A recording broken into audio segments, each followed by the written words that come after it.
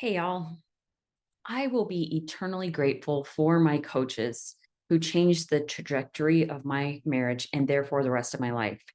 I've coached many people. I coach clients who come with completely different challenges. We focus on things like anxiety, depression, marriage issues, weight loss, same sex attraction, self worth, and much more.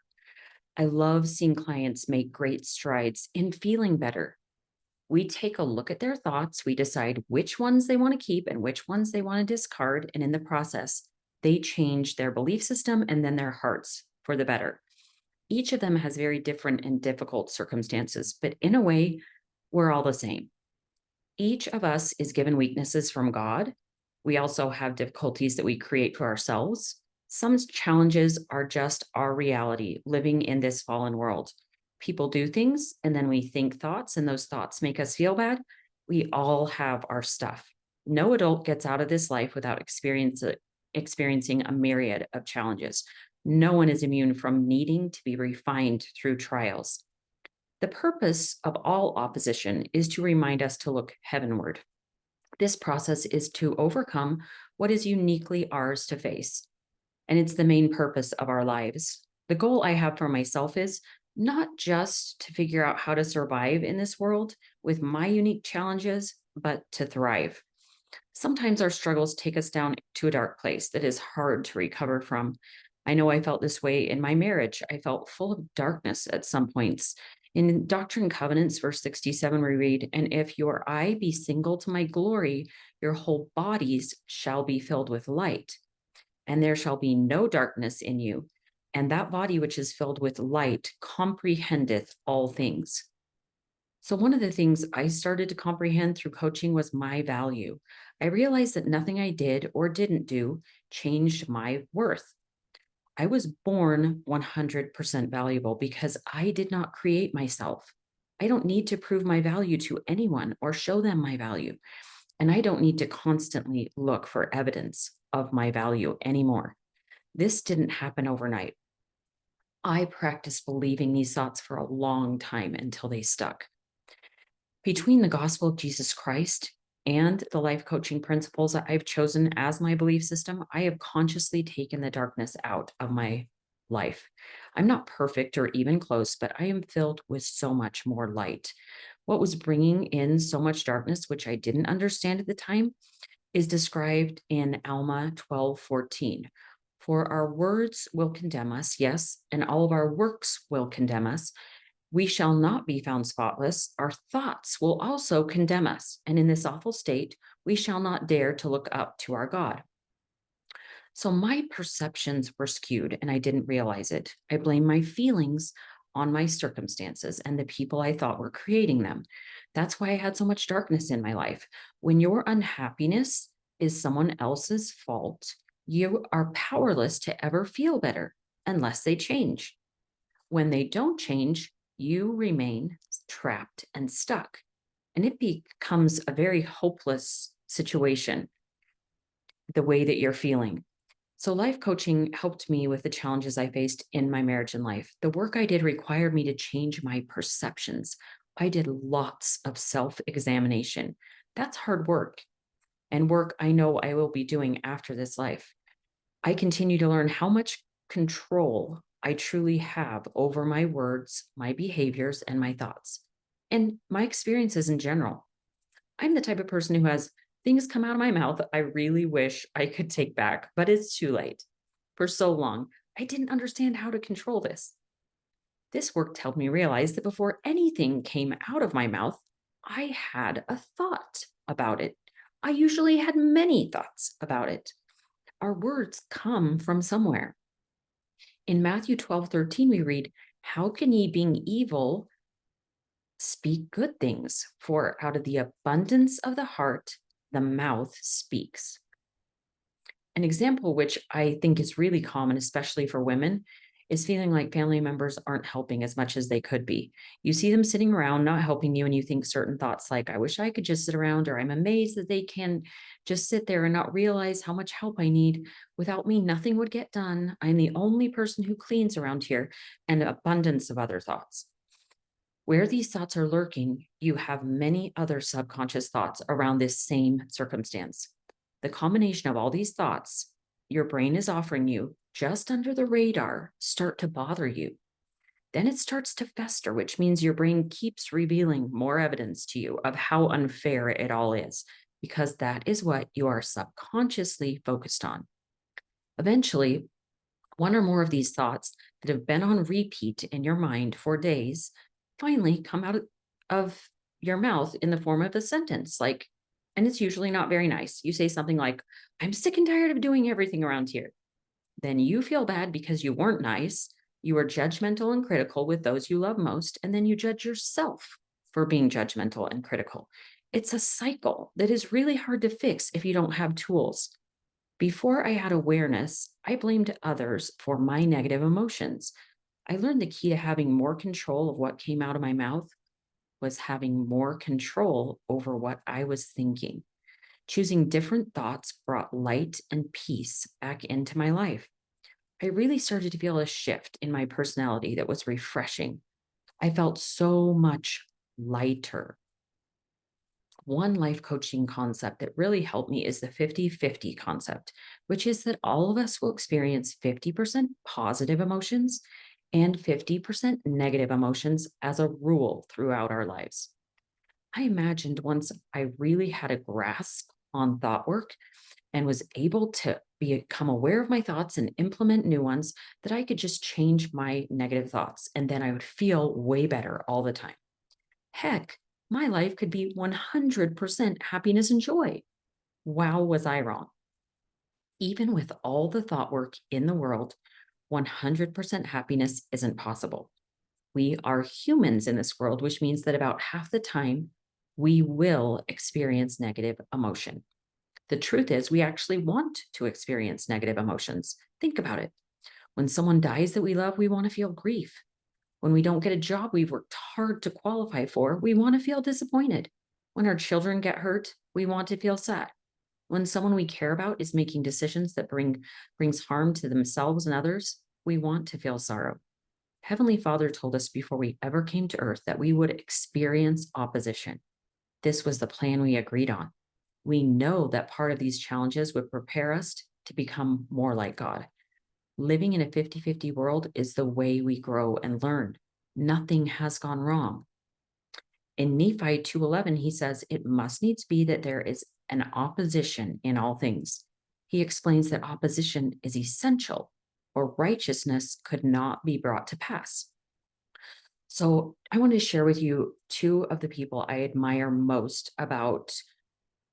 and they both survived through horrific events. Viktor Frankl spent a total of 3 years in 4 concentration camps during World War II. He was a Jewish Holocaust survivor, and I learned his philosophies by reading his book called Man's Search for Meaning. Frankl believed that suffering is part of life, and that man's ultimate freedom is his ability to choose how to respond to any set of given circumstances, even the most painful ones. So imagine it being in a concentration camp. He knows what he's talking about. My favorite quote from his book is, everything can be taken from a man but one thing, the last of the human freedoms, to choose one's attitude in any given set of circumstances, to choose one's own way.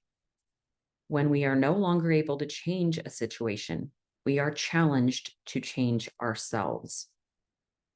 Frankl often commented on the American obsession with the pursuit of happiness, as stated in the Declaration of Independence. He saw it as a self-defeating goal. He believed that even the role of psychotherapy was not to make people happy, but to enable them to deal with real life and its unavoidable hassles. Viktor Frankl, who helped thousands of people with their mental health, believed in this 50-50 concept. He taught that to get through this life, you must choose your thoughts. So the other one that I love is Corrie ten Boom, and she's known for her efforts to hide Jews from arrest and deportation during the German occupation of the Netherlands. She was a Dutch Christian who, along with her father and other family members, helped many Jews escape the Nazi Holocaust during World War II. She was imprisoned when she was caught in a concentration camp for her actions. Her most famous book, The Hiding Place, describes the ordeal. Her book is filled with quotes about how to get through difficulties by relying on Jesus Christ. Some of the quotes from her book are, "You can never learn that Christ is all you need until Christ is all you have. In darkness, God's truth shines most clear. There is no pit so deep that God's love is not deeper still. If God sends us stony paths, he provides strong shoes." She knew from her experience in concentration camps that life is 50-50. So why is it that when we do experience pain, we are so often surprised and dismayed? We wonder if God is aware or if he's punishing us or why he is allowing these difficulties to happen. The reason why this concept is so hard to grasp in this day and age is that every form of media portrays people who are happy seemingly all the time. Almost every form, especially social media. If we just buy a certain product or travel to a certain destination or make a certain action and take it, we will be happy. So when we aren't happy, there is something terribly wrong with us, right? After all, look at all these happy people we are exposed to any given minute of the day. We expend a lot of effort trying to be happy all the time. We stay away from discomfort that could help us evolve into who we are meant to be, which very often for me is feeling and allowing negative emotion. One example is being willing to experience failure. This takes courage, especially when we're in the process of improving or being vulnerable. But accepting possible failure will enhance our relationships and our lives. As my coach, Brooke Castillo, reminds all of her students, happiness and positivity 100% of the time is not the goal. The goal is humanness, to live this human experience as well as we can, knowing that it includes a lot of contrast on purpose. Choose humanness over happiness to have more peace. Most of us, instead of allowing our negative emotions and accepting that it's part of life, do about anything to avoid these emotions. We resist, we react, or distract from them in order to feel better. The simplest way to deal with the 50% of negative emotion we have and we will absolutely experience is to learn how to allow these emotions. We name the emotion, we observe it in our bodies, and we watch it. Remember now, and then we wait until it subsides. It's so simple, and yet it is not easy. It's not comfortable. It's not fun. It can feel scary. But this is the key to handling the opposition that you will experience. Often, once clients first learn thought work, every time they feel a negative emotion, they try to switch it to a different thought. They know that thoughts are creating their feelings now, and they want to feel better, but then they can't find a thought that works. Whenever this is the case, they almost always need to allow the negative emotion first. After they have accepted and processed how they're feeling and being okay with it and deciding, of course, I'm feeling this way. Anyone would feel this way, and I'm just going to allow it. Then they're finally able to have new thoughts come up for them that will stick. My best thought when life happens and I experience negative emotion and feel bad is, I signed up for this, or this is what I agreed to before coming to this earth, and it's okay.